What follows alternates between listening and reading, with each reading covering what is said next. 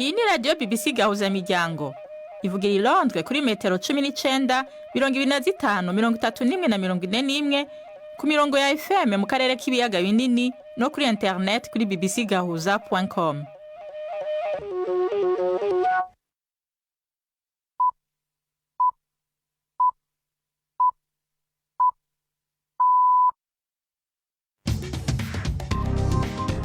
Ubu ni saa 10 n'igice ku isaha mpuzamakungu ya GMT, isaha 12 n'igice mu Rwanda no mu Burundi. Muri kumwe na Nina Iradukunda. Ndabahaye mwiriwe n'ikaze bakunzi ba BBC Gahuzamiryango. Izi ni ngingo z'amakuru yo kuri uyu munsi wa gatatu itariki 5 z'ukwa gatatu mu 2025. Israeli yanse umugambi umushasha w'Abarabu wo gusubira kubaka Gaza inyuma y'intambara, ivuga ko wananiwe gutorera inyishu ingorane z'ukuri zihari. Umukuru w'urunani rwa AFC M23 Colonel Nanga, urunani rugisibije mu buseruko bwa Repubulika ya Demokarasi ya Kongo, yabwiye BBC ko bazogenda gushika mu mugwa mukuru Kinshasa uri ku birometero nk'igihumbi n'amajana 5 mu gihe botegwa n'ingabo za leta. Mu gihe umugabo kuvuza imiziki bita DJs usa n'uwahebewe abagabo, Flambert Mupfasoni numwe mu bigeme bakunzwe bakorera uwo mwuga mu gihugu c'Ububirigi. Ndumu DJ, ndumu fashion design, ndorganiza n'ama-event. Hari stili y'imiziki nkunda. Tubafitiye n'ikiganiro c'abagore, aya makuru hagarikiwe na Mark Niyonkuru.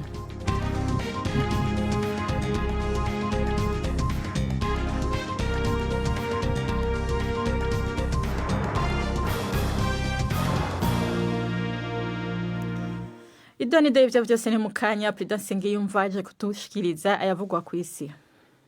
Abategetsi muri Leta Zunze Ubumwe za Amerika bemeje amakuru yuko ihagarikwa ry'inkunga ya gisirikare ryatangajwe ku wa mbere na Perezida Donald Trump ririmo no guhagarika gusangira amakuru y'ubutasi na Ukraine.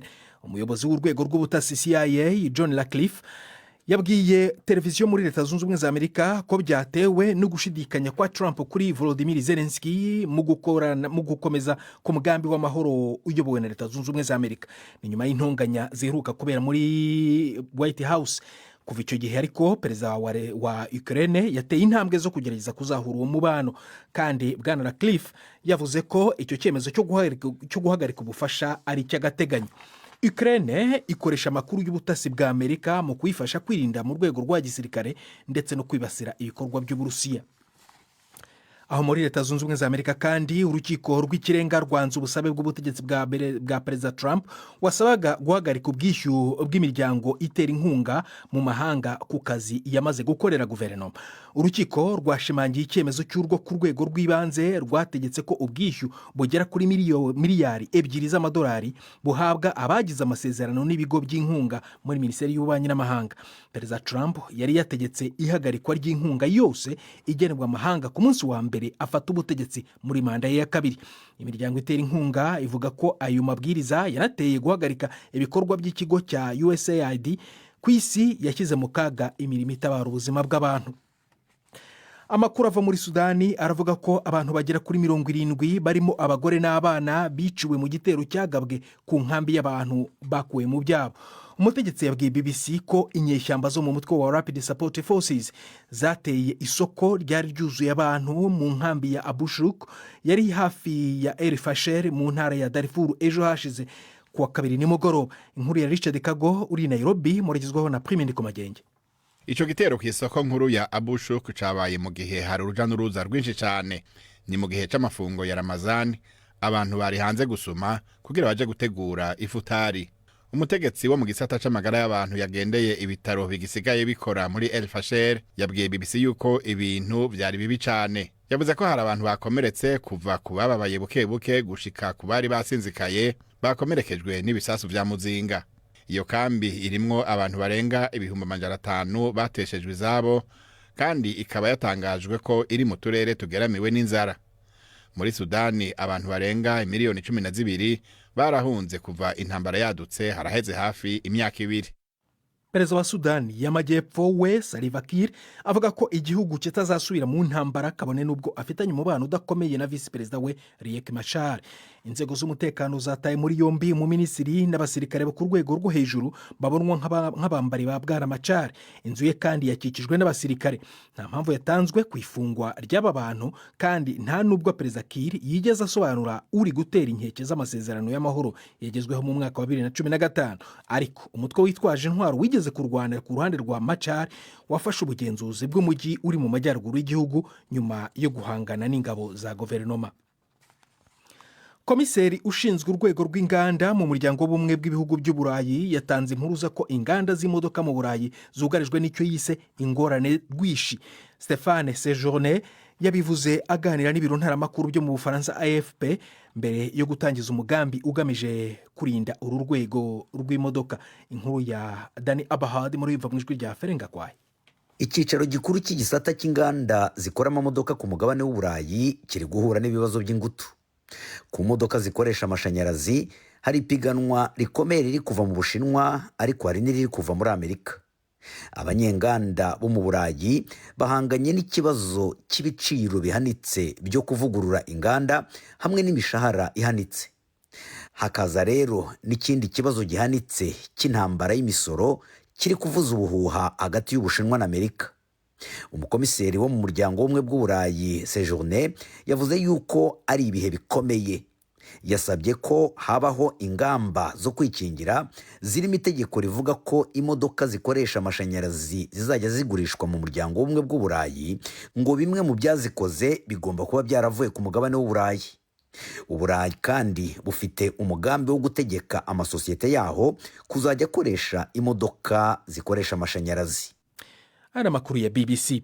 Bangladesh iravuga ko umuryango w'abibumbye wayimenyesheje ko imfashanyo y'ibiryo ya buri kwezi igenewe impunzi z'abarohinja izagabanywa ku rugero rurenga 50% mu kwezi gutaha nyuma yo kunanirwa kubona abaterankunga.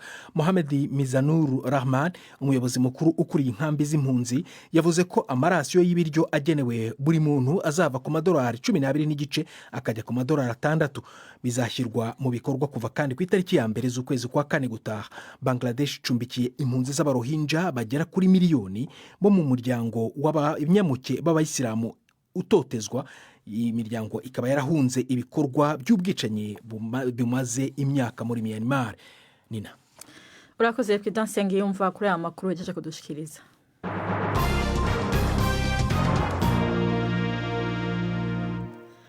Amakuru yacu rero tuyahere mu burasirazuba bwo hagati.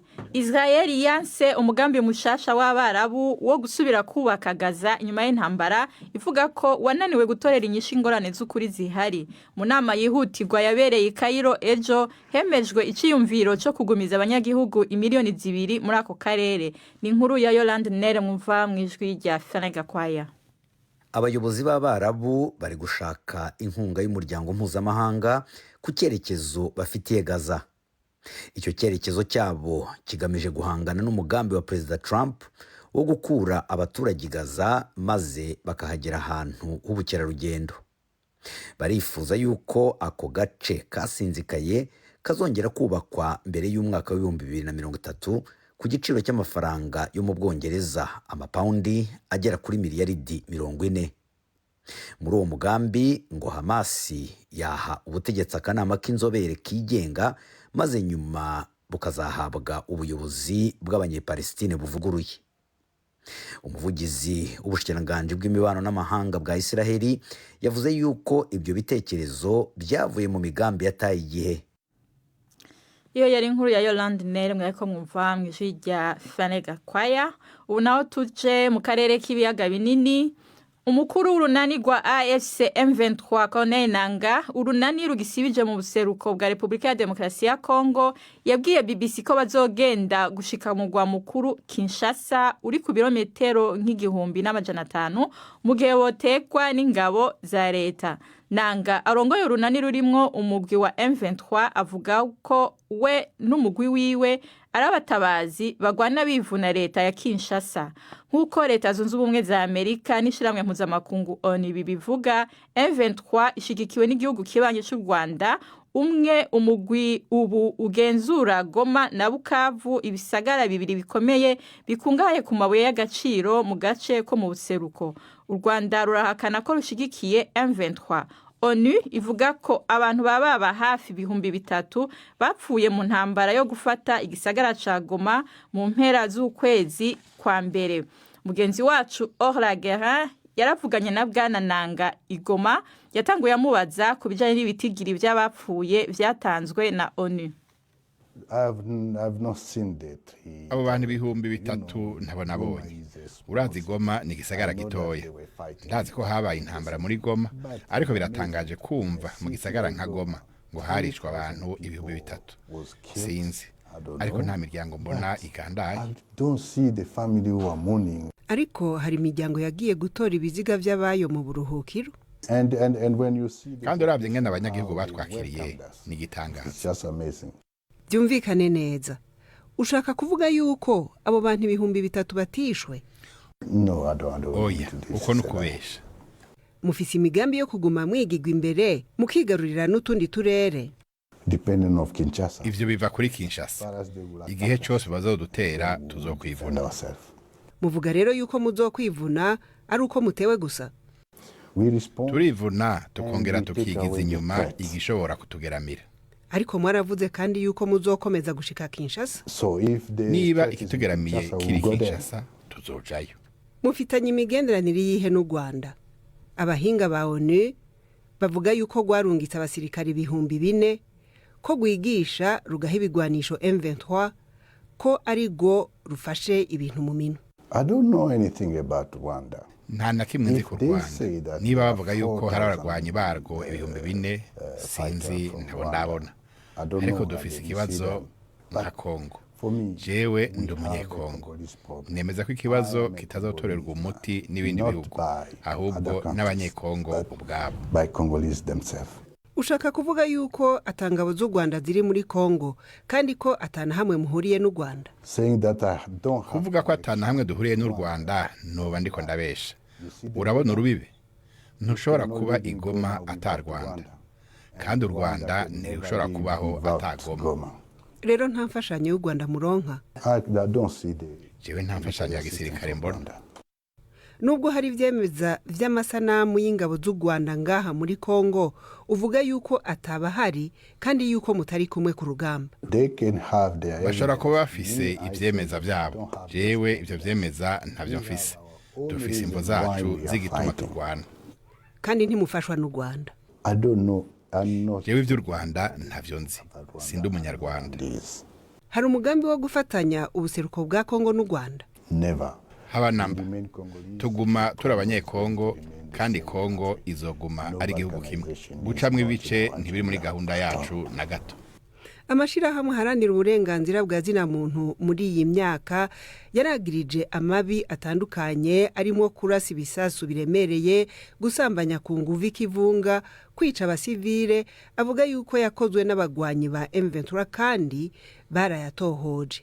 Ubivuga kwiki? Ivyo vyegeranyo ntavyo nabonye. Sinovuga ku bintu ntasomye. Ivyo bivugwa ntibiguhagaritse umutima? Oya. Jewe ntavyo ndigera nsoma. Kandi natwe turiko turandika icegeranyo cacu kuri ivyo bibazo vyose. Abantu bose nka ONU, Croix Rouge, Amnesty canke Human Rights Watch bavuga ko M23 ikora amabi. Ivyo ntushobora kubiraba? Sinibaza ko aribo bantu bakwiye kwandika ivyegeranyo kuri iki gihugu. Ivyo vyegeranyo navyo ntarasoma. Ariko ivyo vyegeranyo bimaze imyaka bikorwa. Kuki utabisoma gushika ubu? Nta kimwe nzogisoma. No kurungikira vyinshi? Ndagusavye. Nzoheza nshime. Urashaka kuba umukuru wa Kongo? Iyo siyo ntego yacu. Ico turondera no kurwanya ibiturire. Turwana kuko hari abanyagihugu bakwa ubwenegihugu bwabo. Iyo niyo mvu. Ntiturondera kuba umukuru w'igihugu. Iyo yari inkuru ya Orla Guerin yariko avugana na Corneille Nanga, umukuru w'urunani AFC M23. Ubu ni 10:44 muri studio za BBC i London, ni 10:44 nyene mu Rwanda no mu Burundi. Aya makuru murayumva kuri radio Humuriza FM mu Burundi, kuri Kisoro FM bumanuko bwa Uganda, ku rubuga rwacu rwa internet arigo bbcgahuza.com no kuri Facebook live. Amakuru yacu arabandanya nyuma y'akaruhuko gato.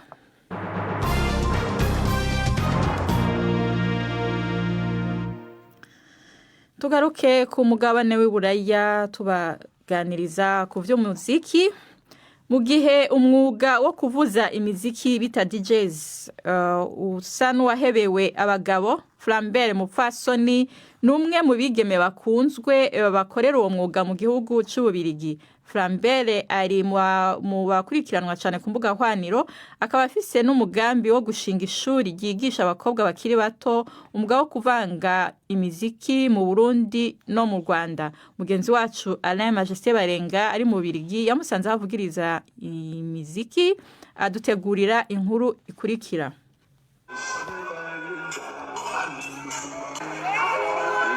Aho ni hamwe mu butambiro mu gisagara ca Tannhout ni majepfo y'Ububirigi hakunze kubera amahiganwa y'abavanga imiziki bakunze kwita aba DJ. Uretse ko mico gisagara kiri ku mupaka w'igihugu c'Ubuholande bakoresha ururimi rw'Igihorande n'abirabure baza kuhavugiriza baraharuye. Uretse umwe mu barundikazi akunze gutumirwa n'ibikorwa vyiwe bigashirwa ku mbuga hwaniro.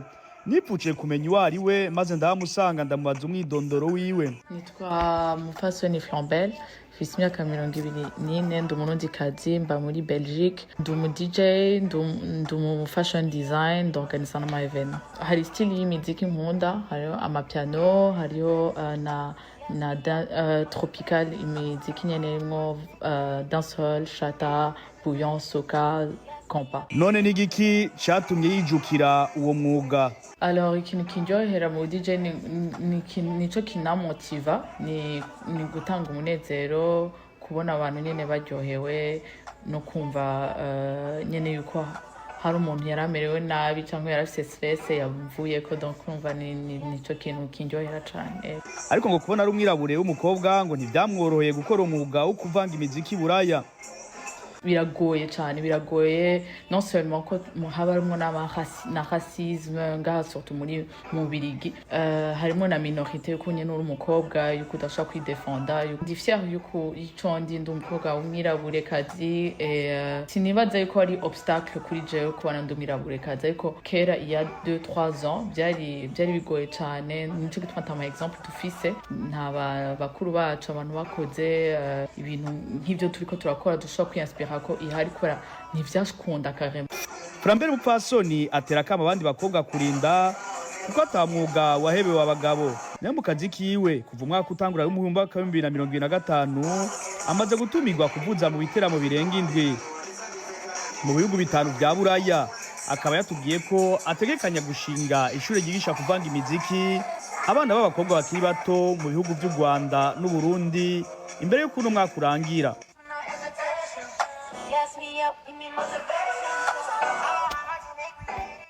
Mu gisagara ca Tannhout mu Bubirigi, Alain Majesté Barenga.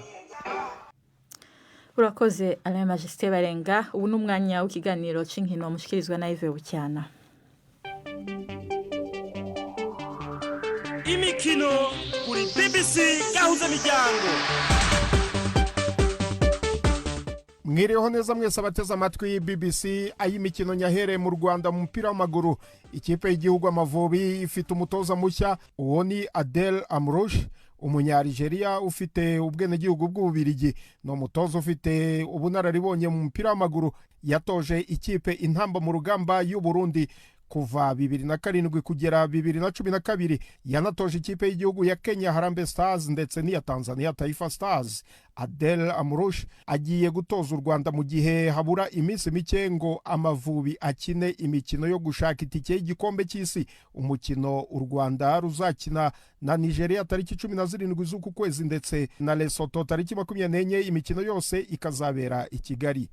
Mu Rwanda kandi hari gukinwa imikino yo kwishyura ya 1/4 mu gikombe cy'amahoro. Ejo ikipe ya Mukura yasezereye Amagaju kuri za penalty 3-2 nyuma yuko Mukura itsinze 2-0 mu mukino wo kwishyura. Mu mukino ubanza nayo yari yakubiswe 2-0. Ejo kuwa 4 APRFC izahura na Gasogi. Umukino ubanza APRFC yari ifite igitego 1-0, naho Rayon Sport ikazakina na Gorilla. Umukino ubanza amakipe yombi yanganyije ibitego 2-2.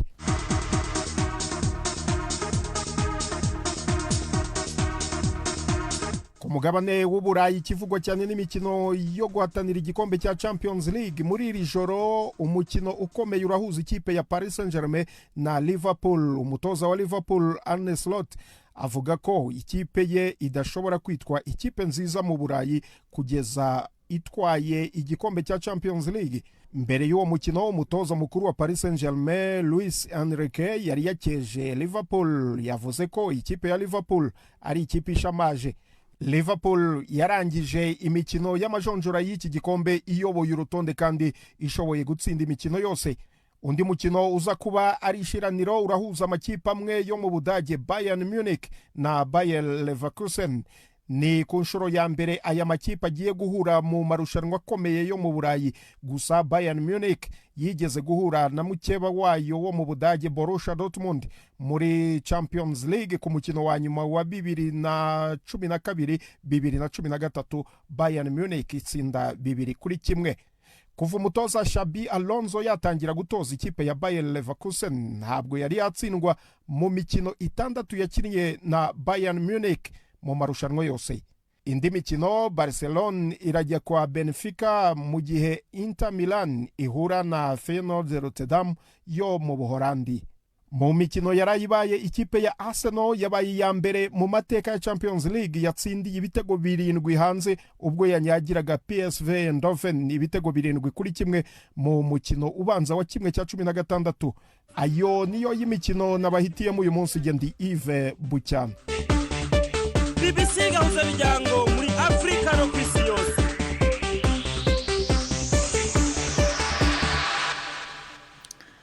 Urakoze Yves Bucyana, tubahonje kuri Runana Rw'ejo.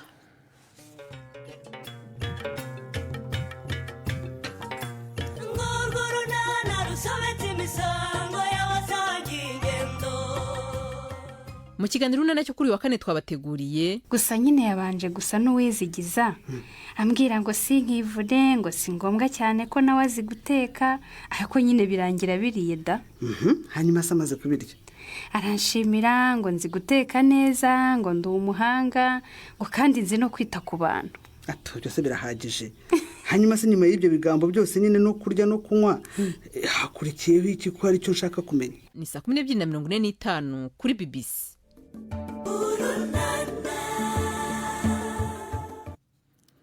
Ubu naho duha ijambo Yvette Kabatesi mu kiganiro c'abagore. Uno munsi cibanda ku mukobwa agendana ubumuga bwo kutumva no kutavuga akora umwuga wo gucapa.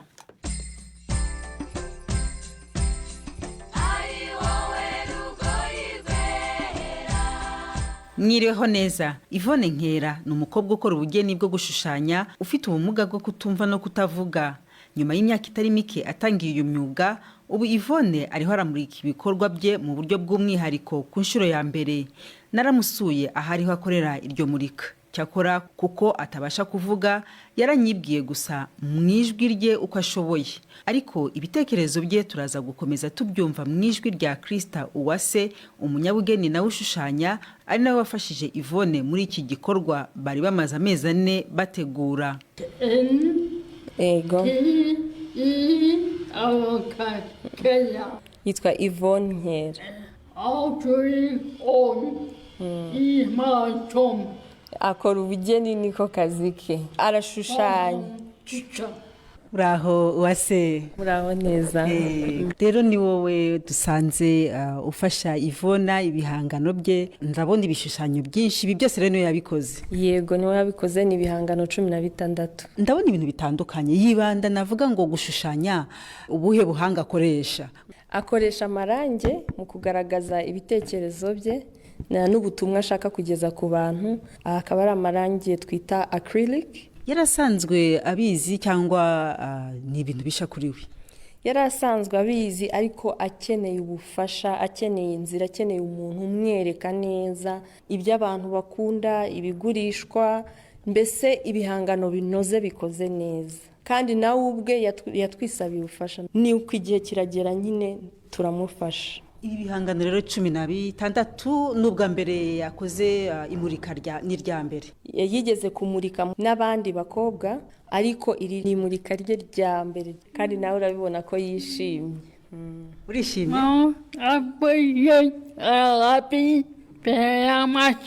arishimye cyane excited nicyo yashatse kuvuga. hanyuma rero ubutumwa yashatse gutanga muri ibi bihangano bye yibandaho ni ubuhe? buri gihangano gifite inkuru. urugero hari igihangano kivuga ku rurimi rw'amarenga aribyo bita sign language. ni ikihe muri ibi? kiriya kiri hariya tucyegere. yego hashatse kuvuga ku rurimi rw'amarenga ko twese dukeneye kurwiga kuko n'undi muntu wese rwamufasha. afasha abarwayi badafite imbaraga zo kuvuga. afite n'ikindi gihangano kivuga ngo abantu bafite ubumuga babayeho nk'aho bari muri prison, aricyo iki ngiki kigaragaza umuntu usa nk'aho ari inyuma iriya miryango ya gereza. yashatse kuvuga ko abantu bafite ubumuga baba baraheze ahantu bahejwe bitewe n'abandi, kandi akibutsa n'abantu ko mu gihe cy'ibiza nta muntu ubibuka, ariko we yibanda no ku bumuga bwe nk'umuntu utumva. urugero ushaka gusanga bari gutangaza bavuga bati hari ibiza hari iki, ariko bo ntihagire umuntu ubabwira kubera ko bo ntibumva ntibanavuga benshi, ugasanga rero ubwo butumwa burabacitse. rero aratugira inama dukangurira ati ntitubibuke tunabashyire muri izo ngamba mu gihe bari kurwanya ibiza, batekereze no ku bantu bafite ubumuga. hanyuma rero nka Ivona ku giti cye ibi bibazo nyine agenda agaragaza mu butumwa bwo gushushanya, hari ikihariye yahuye nacyo? njyewe urugero ikintu nibone n'amaso yanjye ku kibazo cy'ibiza, ntabwo ari ibiza nyabiza biremereye. iyo hari umuyaga wa undi umuyaga ushobora gusenya ntabwo aba abyumva kandi ashobora kutabibona kubera ko aba arimo gukora, bikaba ngombwa ko mwibutsa. ariko se wenda wowe byarakoroheye kumufasha mu by'ukuri? ntabwo byari byoroshye mbere, ntabwo nabasha kumvikana nawe, ariko ndavuga nti buriya impamvu tutumva nuko tudashaka gutega amatwi, kumva ukoresheje umutima n'ubwenge. nyuma amarenga uko nari narizeho duke turagaruka tubasha kuvugana, akajya anyigisha, ubwo tukajya twandika, nuko twagiye dukorana, noneho ibintu byose bitangira kujya ku murongo. hama rero hari ubwo yigeze ajya mu ishuri kwiga ibi bintu byo gushushanya? yego yagiye kwiga, yize muri kaminuza zitandukanye, hari muri Amerika, hari n'andi mashuri mu Bwongereza. amaze kuva muri Amerika asubiye i Bugande, afite abarimu be babiri bongeye kumwigisha ubugeni amaze kugaruka. watubwira imyaka yaramaze atabikora kandi yarabyize? yakomeje gukora, ntabwo yigeze abihagarika, ariko adafite ubushobozi n'intege nkeya. ariko ubu ngubu mu myaka ingiyi ishize nk'itatu ine nibwo yatangiye gukora cyane. rero hari ibyo agurisha muri ibi bihangano bye biramutunze? ibya mbere ntabwo byabashije kumutunga kubera ko bitari bimeze neza, ubona hari akantu bibura, ariko ubu ngubu gahunda ni ukugurisha, kandi hari ibyo twamaze kugurisha bibiri, abantu barabikunze. ubu wamutubwirira Ivona arishimye kuba nyuma y'icyo gihe cyose ari ubwa mbere akoze imurika rigaragara?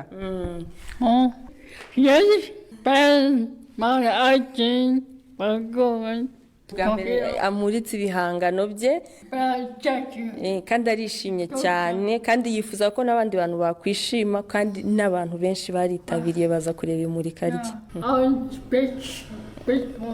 Yvonne Nkera, umukobwa ufite ubumuga bwo kutumva no kutavuga, ukora umwuga wo gushushanya. Twamwumvaga rero mu ijwi rya Krista Uwase wamufashije gutegura imurikagurisha. Akaba ari naha dusoreje. Muramuke neza. Barakoze Yvette nabo bariko baraganira. Imbere yo kubasezera ndabibutse ko Israel yanse umugambi umushasha w'Abarabu wo gusubira kubaka Gaza inyuma y'intambara, ivuga ko wananiwe gutorera inyishu ingorane z'ukuri zihari. Umukuru w'urunani rwa AFC M23 Colonel Nanga, urunani rugisibije mu museruko bwa Republika ya Demokarasi ya Kongo, yabwiye BBC ko bazogenda gushika mu mugwa mukuru Kinshasa uri ku birometero nk'igihumbi mu gihe botegwa n'ingabo za leta. Amakuru y'uno munsi yaragarukiye ngaha, mwashikirijwe na Nina Iradukunda, yarahagarariwe na Mark Niyonkuru, mu buhinga bw'ivyuma twafashijwe na Pat. Mwakoze kudutega yompi na Gahwane.